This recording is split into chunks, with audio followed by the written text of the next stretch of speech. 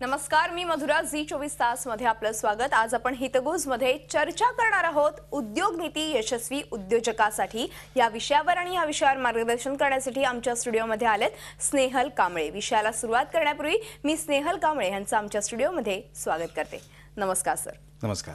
स्नेहल कांबळे यांची थोडक्यात ओळख करून द्यायची झाल्यास गेल्या 3 वर्षांपासून महाराष्ट्र बिझनेस ट्रेनिंग बोर्डात ते प्रोजेक्ट डायरेक्टर म्हणून कार्यरत आहेत. लघु उद्योग आणि मध्यम उद्योगासाठी ते अनेकांना मार्गदर्शन करतात. कार्यशाळेच्या माध्यमातून ते नवोदित उद्योजकांना योग्य मार्गदर्शन करत आहेत. खरं तर आजवर आपण अनेक यशस्वी उद्योजक पाहिलेत.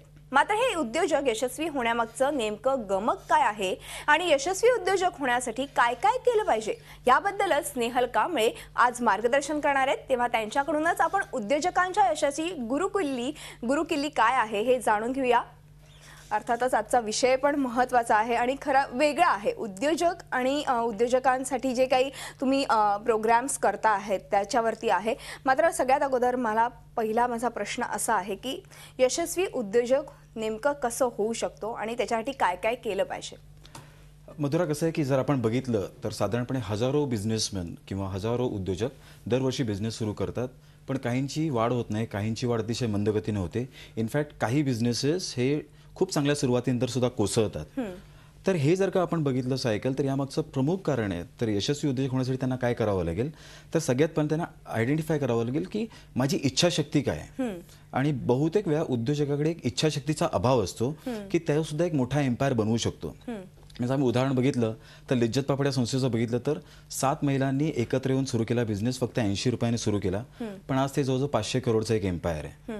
म्हणजे यासाठी तुम्हाला मूलभूतपणे त्या प्रोडक्टविषयी तुम्हाला अतिशय अतिशय अतिशय आवड असली पाहिजे आणि बिझनेस त्याचाच करावा जे तुम्हाला आवडतं. म्हणून आम्ही नेहमी बोलतो कमी श्रम करा, जास्त संपत्ती कमवा आणि आवडेल तेच करा. म्हणजे प्रबळ इच्छाशक्ती, आवड आणि अर्थातच कमीत कमी श्रम, पण आपला उद्योग वाढवण्यासाठी प्रचंड मेहनत, म्हणजे बौद्धिक मेहनत खास करून ती फार महत्त्वाची असते. आणि हेच खरं तर यशस्वी उद्योजकाचं एक मोठं रहस्य दडलेलं आहे, ह्याच्यातच खरं कळलेलं आहे. मात्र आज लघु उद्योग असतात, मध्यम उद्योग असतात, ह्याबद्दल ह्याच्या व्यतिरिक्त कोणत्या कोणत्या प्रकारचे उद्योग ह्या क्षेत्रामध्ये आहेत. लघु आणि मध्यम जर का आपण उद्योग बघितले तर हा एक खूप मोठा सेगमेंट आहे आज भारतामध्ये.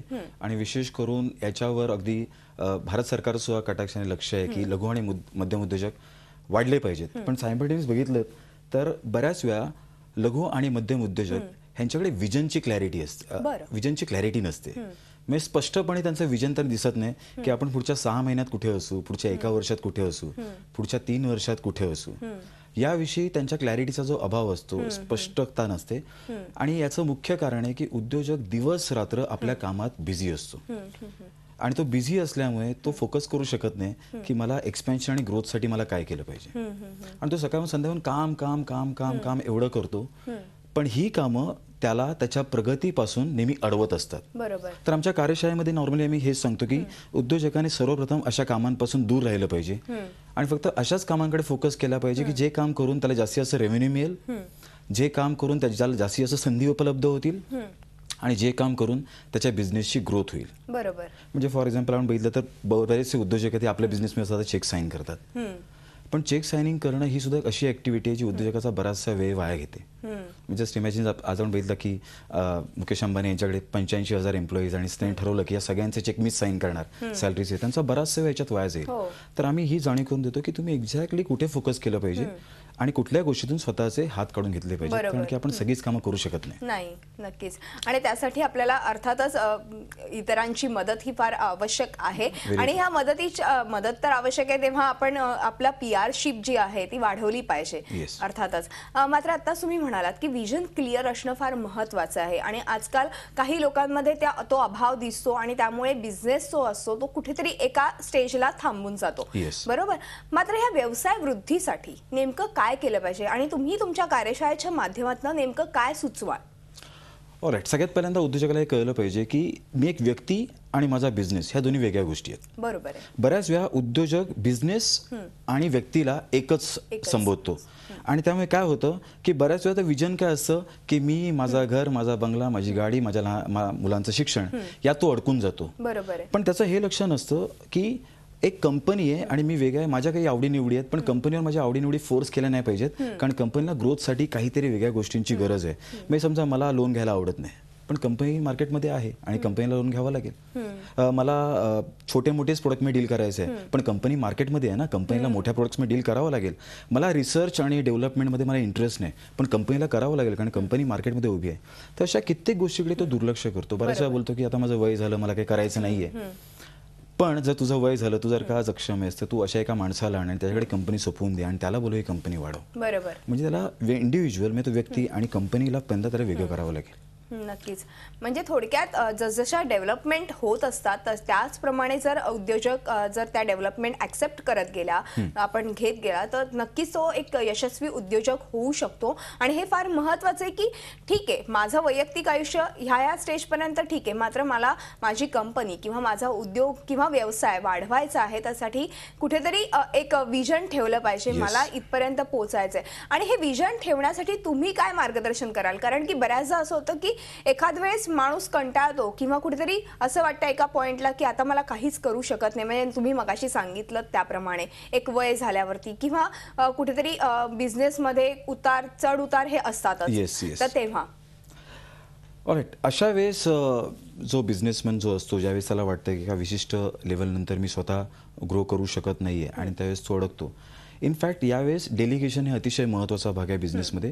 त्याने आपल्या काही जबाबदाऱ्या इतर खास कौशल्य असणाऱ्या माणसांकडे सोपवल्या पाहिजेत. कारण जेवढं जास्त तुम्ही डेलिगेशन कराल तेवढं जास्त तुमचं इन्कम वाढेल. अरे वा. म्हणजे जर आपण समजा बिझनेसमॅनचं बघितलं की आज समजा मी एक बिझनेसमॅन आहे आणि मला काम करण्यासाठी आज माझ्याकडे 8 तास आहेत किंवा जास्तीत जास्त अधिक मेहनत करून मी 12 तास काम करू शकतो. पण ते जर समजा आपण एखादा मोठ्या उद्योजकाकडे बघितलं की ज्याच्याकडे 100 माणसं आज कामाला आहेत, तर तो 8 तास काम नाही करत, तर तो काय करतो 100 गुणिले 8 तासच दिवसाला काम करतो. कारण डेलिगेशनने त्याने 100 माणसांचा जो वेळ आहे तो विकत घेतलाय आणि त्यामुळे त्याचं इन्कम वाढत चाललंय. त्या उद्योजकाला हे ठरवलं पाहिजे की मी स्वतः काम न करता मला जास्तीत जास्त काम हे इतरांकडून काढून घेता आलं पाहिजे. आणि खास कौशल्य हे आम्ही आमच्या कार्यशाळेमध्ये डेलिगेशन या विषयावर जास्त बोलतो, कारण की तो उद्योजकतेचा आत्मा आहे. बरोबर. आणि असं हे जे कौशल्य प्राप्त करण्यासाठी कार्यशाळेसारखं एक महत्त्वाचं माध्यम तुम्ही राबवताय आज खरं तर. मग ह्या कार्यशाळेच्या माध्यमातून तुम्ही कशा पद्धतीने लोकांना उत्तेजन देतात की उद्योग क्षेत्रात या आणि अशा पद्धतीने जर तुम्ही काम केलं तर तुम्ही यशस्वी उद्योजक होऊ शकता? कसं आहे की बरेचसे उद्योजक आहेत हे बिझनेस सुरू करतात कारण त्यांना एखाद्या गोष्टीचं टेक्निकल नॉलेज असतं, एक तांत्रिक ज्ञान असतं, त्यामुळे ते बिझनेसमध्ये येतात. म्हणजे एखादा हार्डवेअर इंजिनियर तो आपला बिझनेस सुरू करतो आणि तो एक कंपनी स्थापन करतो आणि तो हार्डवेअर इंजिनिअरिंगच्या नॉलेजने तो कम्प्युटर संगणकाची असेंब्ली करत असतो. बरोबर. पण कालांतराने काय होतं की या पर्टिक्युलर टेक्निकल क्षेत्रात तो एवढा अडकून जातो की तिकडून त्याची ग्रोथ होत नाही, ती प्रगती होत नाही, कारण तो तेच काम तो रिपीटेडली करत असतो.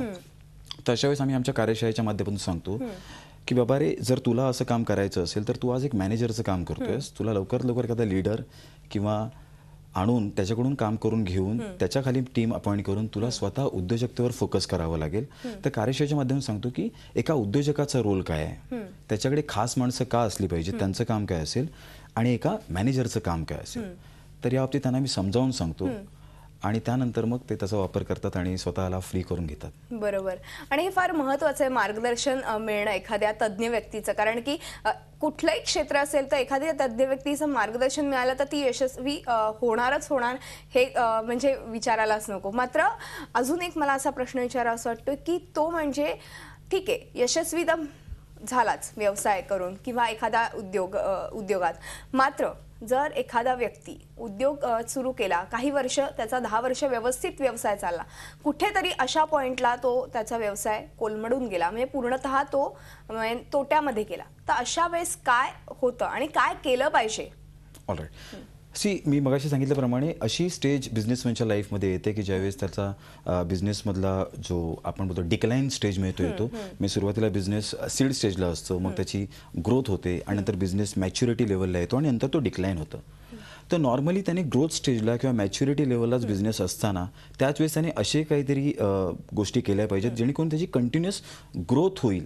पण हे उद्योजकाला स्वतः करता येत नाही, कारण त्याच्याकडे जे स्किल्स आहेत ते लिमिटेड आहेत. तर त्यावेळेस अशा काही बिझनेस कोचची, काही कन्सल्टंटची, काही ॲडवायझरची त्याला मदत घ्यावी लागेल. बरोबर. हे कसं आहे ना मधुरा, की जर मला पोहायचं असेल आणि जर मला शिक्षण नाही आहे आणि मी जर का उडी मारली तर मी बुडून जाईन. हो. त्यामुळे जर मला खरं निष्णात जर का जलतरणपटू व्हायचं असेल तर मला एक कोच हायर करावा लागेल, तर मी पाण्यात सर्व्हाइव्ह होईन. बिझनेसच्या बाबतीत सुद्धा तेच आहे. आज अनफॉर्च्युनेटली काय आहे की बिझनेस लघु आणि मध्यम उद्योजकांसाठी अशा कुठल्याही प्रकारच्या कार्यशाळा नाही आहेत. हो. त्यामुळे जे काही बिझनेसमन करतो तो स्वतःच्या अपुऱ्या ज्ञानाच्या बराबर तो किंवा स्वतःचं जे काही जोश असतो, तो एक जुनून असतो, त्या आधारेच फक्त बिझनेस सुरू करतो. पण that is not sufficient actually to grow the business. कारण बिझनेस सुरू करणं आणि बिझनेसला वाढवणं ह्या पूर्णपणे वेगळ्या गोष्टी आहेत. सर, मला मगाशी असा अजून एक प्रश्न डोक्यामध्ये आला, तो म्हणजे एखादी कंपनी बऱ्याचदा असं होतं की 4-5 प्रोडक्ट्स लॉन्च करते हळूहळू, म्हणजे लगेच एकाच वेळी नाही करत. मग अशा वेळेस म्हणजे मल्टिपल बिझनेस थोडक्यात, तर हे कसं होतं आणि हे साध्य करण्यासाठी काय करावं लागतं? ऑलराईट. जर आपण खरोखर जर का उद्योजकाला इंग्लिशमध्ये शब्द आहे आंत्रप्रिन्युअर. जर का आंत्रप्रिन्युअर शब्दाची जर डेफिनेशन बघितली तर त्या डेफिनेशन सांगते a person who manages business or businesses. म्हणजे ह्याच्यातच खरं म्हणजे त्याचा संपूर्ण आहे की बिझनेसमध्ये एकाच बिझनेस करू नये, त्यांनी मल्टिपल बिझनेस करावेत. बरोबर. पण बऱ्याच वेळा आपण काय होतं की बरेच उद्योजक आहेत ते एकाच बिझनेसशी आपलं लग्न लावून टाकल्यामुळे एकच बिझनेस आयुष्यभर करत राहतात. आणि जर उद्या काही रूल्स, रेग्युलेशन, पॉलिसीमध्ये त्या बिझनेसमध्ये चॅलेंज आले तर त्याला अचानक प्रॉब्लेम्स होतात. तर मी बघितलं असेल की सगळ्या मोठ्या कंपन्या जर बघितल्यात, म्हणजे जर का कित्येक मोठ्या कंपन्या आहेत त्या नमक करतात, चहा करतात, कॉफी करतात, स्टील्समध्ये आहेत, मोटर्समध्ये आहेत. मग त्यांना माहिती आहे की entrepreneurship is managing many many many many businesses. तर बिझनेसमध्ये सुद्धा हेच करायला पाहिजे. पण त्याने काही गोष्टीचं लक्षात ठेवण्यासाठी काही गोष्टी आहेत की पहिल्यांदा एक बिझनेस करा, तो पूर्णपणे सेट करा, तिकडे लीडर्स आणा, त्यांच्यावर तो बिझनेस सोपवा. त्यानंतर तुम्ही दुसऱ्या बिझनेसमध्ये जा, तिकडे नवीन करा, तिकडे लीडर्स आणा, तो बिझनेस सेट करा आणि पुन्हा बिझनेसकडे जा. बरोबर. और जर काय या बिझनेसमध्ये प्रॉब्लेम असेल so just close down the entire business आणि तुम्ही नव्या बिझनेसकडे जा.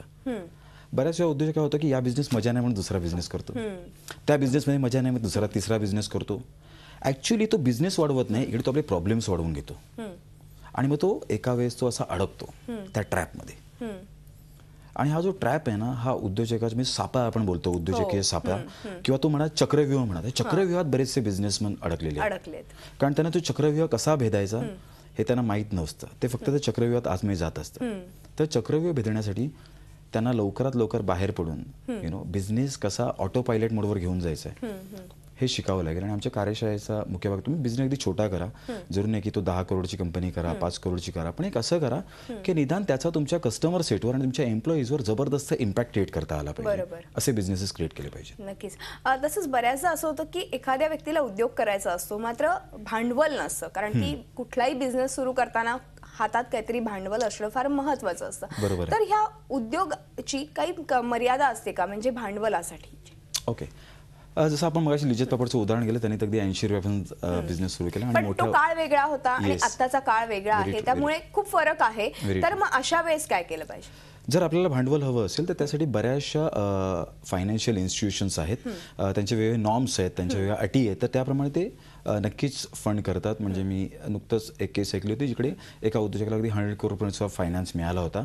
पण त्यासाठी तुम्ही अगदी 25 लाखाचं लोन घ्यायला जा, 1 करोडचं घ्या किंवा 10 करोडचं घ्या, 100 करोडचं घ्या, या सगळ्यासाठी तुमच्याकडे असली पाहिजे बिझनेसची एक अमेझिंग स्टोरी, की त्याने एक इन्व्हेस्टरला, समोरच्या माणसाला एक कॉन्फिडन्स मिळाला पाहिजे की जर की मी या माणसामध्ये गुंतवणूक केली तर डेफिनेटली हा बिझनेस सुद्धा ग्रो होणार आहे आणि त्यावर माझी सुद्धा वाढ होणार आहे. मग ती बँक असू किंवा एखादा प्रायव्हेट इन्व्हेस्टर का असे ना. सो सगळ्यात महत्त्वाचं त्याला पण आपल्या बिझनेसची स्ट्रॅटेजी बनवता आली पाहिजे आणि बिझनेसकडे त्याला हे समोरच्या माणसाला सक्षमपणे सांगता आलं पाहिजे की एका वर्षानंतर बिझनेस कुठे असेल, 3 वर्षानंतर कुठे असेल, अगदी 10 वर्षानंतर माझ्या बिझनेसचं स्वरूप काय असेल आणि याचं टर्नओव्हर किती असेल आणि ह्यातून मी सेव्हिंग्स किती करणार आहे. बरोबर. ह्याची त्याला एक डॉक्युमेंटेड एक बिझनेस प्लॅन असावा लागतो आणि बिझनेस प्लॅन सुद्धा लिहिणारी मार्केटमध्ये खूप प्रोफेशनल माणसं आहेत जे हेल्प करू शकतात.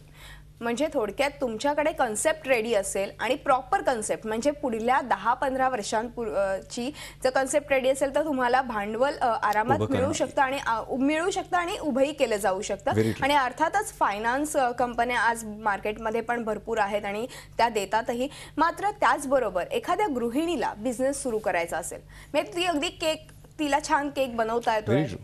मात्र मला केक बनवता येतोय फक्त ते मर्यादेतच राहतं घरापुरतं, पण तिला बाहेर जाऊन विकायचं असेल तर तिने काय केलं पाहिजे? कारण की गृहिणी असल्यामुळे कुठेतरी बाकीची बंधनं तिच्यावरती असतात, तर अशा वेळेस तिने काय करावं?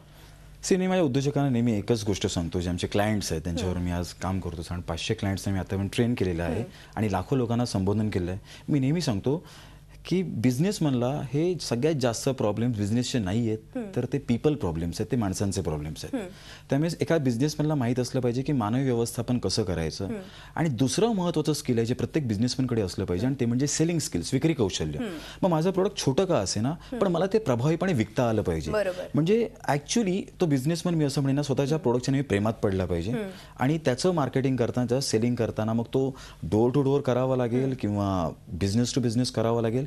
त्यासाठी त्याच्या प्रोडक्टवर अपार श्रद्धा असली पाहिजे आणि he should be convinced about the product.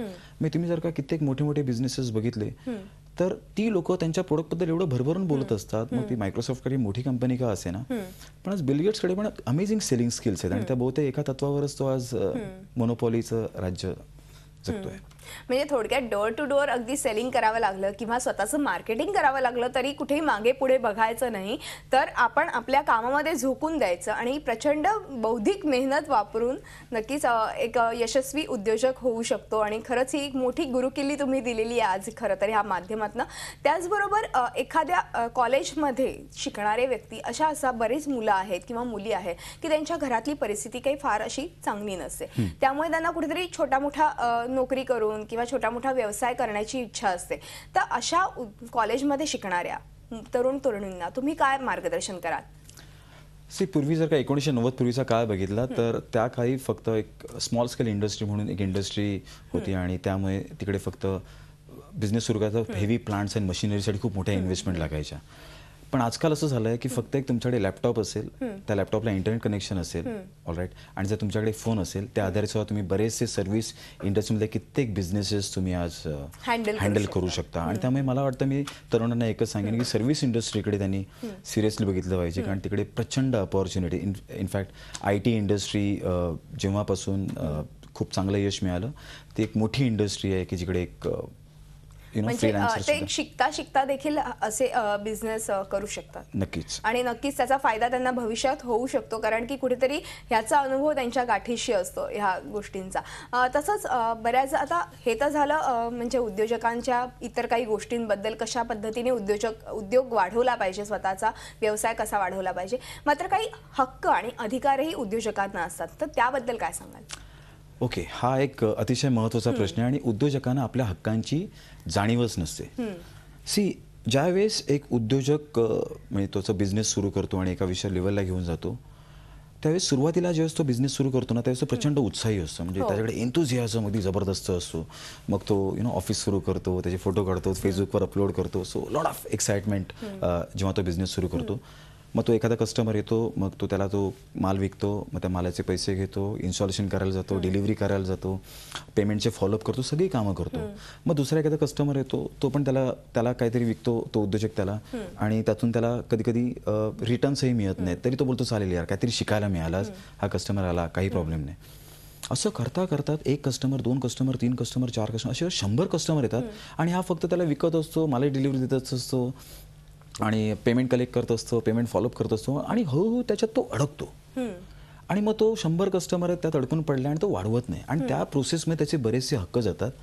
त्याचा हक्क सगळ्यात महत्त्वाचा आहे की डिस्ट्रेस. उद्योजकाने कधीही कुठलाही ताणतणाव न घेता धंदा केला पाहिजे, बिझनेस केला पाहिजे. उद्योग नीती यशस्वी उद्योजकासाठी या विषयावर आपल्याला मार्गदर्शन करतायत स्नेहल कांबळे. मी पुन्हा एकदा चर्चेकडे वळते. सर, मगाशी तुम्ही हक्क आणि अधिकारांबद्दल बोलत होतात. म्हणजे मगाशी तुम्ही एक मुद्दा सांगितला, तो म्हणजे बिझनेसमनने ताणतणाव ठेवू नये, म्हणजे तो बिझनेस खरंच चांगला होऊ शकतो. ह्याच्या व्यतिरिक्त कुठले अधिकार बिझनेसमनला असतात? त्याचा दुसरा अधिकार आहे की त्यांनी स्वतःचा वेळ हा ठरवता आला पाहिजे की मी आज कोणाला भेटणार आहे, मी आज कोणाला भेटणार नाही आहे. बरोबर. त्यामुळे उद्योजकाचा आजकाल मी बोलतो की जो मोबाईल फोन आहे हा सगळ्यात मोठा दुश्मन आहे, कारण तो याचा बराचसा वेळ त्याचा घेत असतो, अननेसरी कॉल्स असतात. तो त्याने माय टाईम हक्क वापरला पाहिजे. त्याने अमर्याद संपत्ती करण्याचा हक्क आहे. त्याने फोकस करता आलं पाहिजे. त्याने बिझनेसच्या स्ट्रॅटेजी बनवायला पाहिजेत. त्याने चांगल्या लोकांना अट्रॅक्ट करायला पाहिजे. त्याचा जास्तीत जास्त वेळ हा चांगलं भविष्य व्हिज्युअलाइज करण्यासाठी वापरला पाहिजे. उज्ज्वल भविष्यासाठी प्रयत्न केले पाहिजे. त्यामुळे लवकरात लवकर त्यांनी अशा ऍक्टिव्हिटी सोडून दिल्या पाहिजे. त्या भरपूर त्याचाच वेळ घेत आहेत. चेक साईन करणं, टीम मीटिंग घेणं, इनवॉइस बनवणं. So he should get rid of छोट्या मोठ्या गोष्टींकडे लक्ष न देता आपण काय वेगवेगळ्या मार्केटमध्ये डेव्हलपमेंट्स करू शकतो किंवा मार्केटमध्ये काय आवश्यक आहे, लोकांना काय आवडतं, ह्या गोष्टींचा खरं तर त्याने लाभ उठवला पाहिजे आणि आपला बिझनेस वाढवला पाहिजे. अर्थातच त्याचबरोबर तुमची कार्यशाळा येत्या 6 फेब्रुवारीला होणार आहे, तर त्याबद्दल काय सांगाल? ते कार्यशाळेमध्ये कशा पद्धतीने तुम्ही मार्गदर्शन करता आणि ही कार्यशाळा किती दिवसांची असते? बेसिकली ही कार्यशाळा फक्त 1 दिवसाची आहे. म्हणजे सकाळी 10 ते 2 वाजेपर्यंत कार्यशाळा चालते. आणि या कार्यशाळेत आमच्याकडे अगदी बिझनेस ज्यांना सुरू करायचं आहे अशा व्यक्ती सुद्धा येतात आणि ज्यांचे बिझनेसेस आहेत आणि ज्यांना ते ग्रो करायचे आहेत पण ते ग्रो करू शकत नाहीत स्वतःहून, तर अशा पद्धतीचे उद्योजक सुद्धा येतात. त्यात पहिल्यांदा मी सांगतो की पहिल्यांदा तुमचं विजन बनवा आणि त्या विजनला तुम्ही फोकस करा आणि त्याच्यामुळे तुमचा प्रोग्रेस होणार आहे. So first we ask them to focus on vision. दुसऱ्यांदा तुम्ही डेलिगेशनवर फोकस करा. स्वतः कामं करण्यापेक्षा लोकांकडून कामं करून घेण्यावर भर द्या. कुठली कामं स्वतः करायची, कुठली कामं लोकांकडून घ्यायची हे तुम्हाला कळलं पाहिजे, तर तुमचा इन्कम वाढेल. तिसरा जो आमचा पॉईंट आहे की तुम्ही रिलेशनशिप्स खूप चांगल्या डेव्हलप करा की ज्या रिलेशनशिप्स तुम्हाला भविष्यात बिझनेस ग्रोथसाठी अपॉर्च्युनिटीज क्रिएट करून देतील.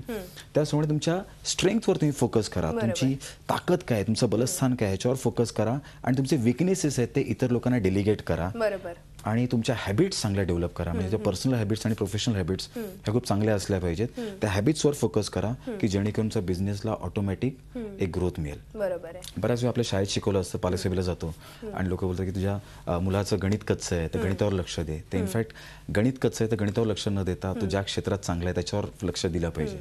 तर बिझनेसमॅनने हेच जास्त केलं पाहिजे. नक्कीच. म्हणजे यशस्वी उद्योजक होण्यासाठी एका चांगल्या तज्ञाची तर आवश्यकता आहेच, त्याचबरोबर हे इतर तुम्ही आता जे काही गुणधर्म सांगितले त्यांची देखील आवश्यकता आहे. मात्र एक शेवटचा आणि जाता आता तुम्हाला असा प्रश्न विचारायचा वाटतो की उद्योजक व्हायचं असेल तर तुम्ही काय सल्ला द्याल आमच्या प्रेक्षकांना? ऑलराईट. जसं मागे सांगितलं तसं की आवडेल तेच करा. आणि त्या व्यतिरिक्त मी त्यांना सल्ला की इतर कुठलीही पुस्तकं वाचण्यापेक्षा आजपासून कमीत कमी 10 उद्योजकांची आत्मचरित्र वाचायला सुरुवात करा. त्यातून त्यांना खूप चांगले कॉन्सेप्ट्स मिळतील. म्हणजे मी काही पुस्तकांची सुद्धा त्यांना सजेशन देऊ शकतो. जर ते आमच्या कार्यशाळेत आले तर मी त्यांना पुस्तकं रेफर करायला देऊ शकतो. सो 10 उद्योजकांची आत्मचरित्र वाचा. साधारण कोणते कोणते उद्योजकांची आत्मचरित्र वाचायला पाहिजे? ऑलराईट. आपले किर्लोस्कर आहेत. आजच्या घडीचा नायक आपण गेले स्टीव्ह जॉब्सचं एक आत्मचरित्र खूप छान आहे. तसं जॅक वेल्श हा जीचा 32 वर्ष CEO म्हणून त्यांनी काम केलं, तर जॅक वेल्सचं एक खूप चांगली पुस्तकं आहेत. आणि जर मॅनेजमेंटमध्ये खरोखर आवड असेल तर एखाद्याने पीटर ड्रकरला मॅनेजमेंट गुरुला अगदी घोटून प्यायला पाहिजे. सो अशा पुस्तकांचा त्याने जास्तीत जास्त म्हणजे थोडक्यात ह्याच्यामुळे तुम्हाला प्रेरणा मिळते, हे प्रेरणास्थान आहेत खरं तर. आणि खरंच ही पुस्तकं वाचल्यामुळे तुम्ही उद्योग क्षेत्रामध्ये अतिशय यशस्वी होऊ शकाल. खरंच सर खूप छान तुम्ही मार्गदर्शन केलं, तुम्ही आलात त्याबद्दल तुमचे मनपूर्वक धन्यवाद.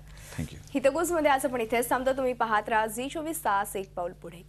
झी 24 तास, एक पाऊल पुढे.